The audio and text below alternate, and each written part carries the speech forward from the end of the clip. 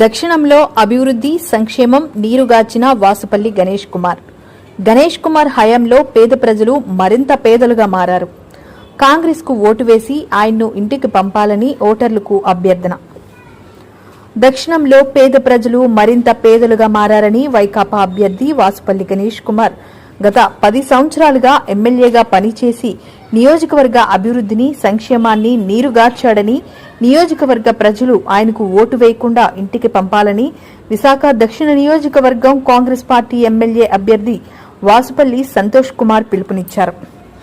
శనివారం ఉదయం అల్లిపురం హోటల్లో మౌర్య సమావేశ మందిరంలో నిర్వహించిన విలేకరుల సమావేశంలో వైకాపా ఎమ్మెల్యే వాసుపల్లి గణేష్ కుమార్ పై ధ్వజమెత్తారు.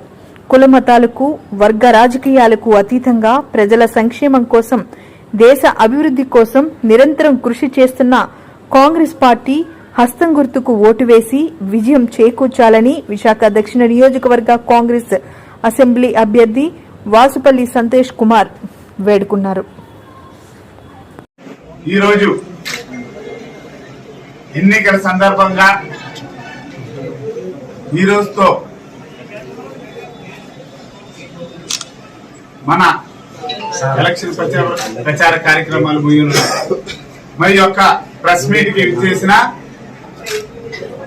మా ఎలక్ట్రానిక్ మీడియా సోదరులకి మరియు పత్రికా సోదరులకి ప్రతి ఒక్కరికి కూడా పేరు పేరున ధన్యవాదాలు తెలుపుకుంటున్నాను.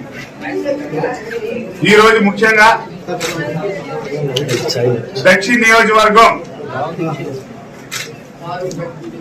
కాంగ్రెస్ పార్టీ అభ్యర్థిగా నన్ను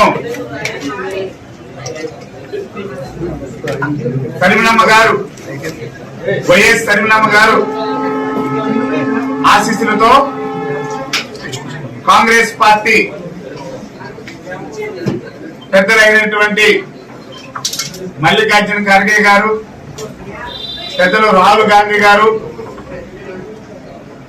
మరి వీళ్ళందరి ఆశీస్సులతో ఈరోజు నన్ను విశాఖపట్నం కాంగ్రెస్ పార్టీ దక్షిణ నియోజకవర్గం అభ్యర్థిగా నిలబెట్టడం జరిగింది.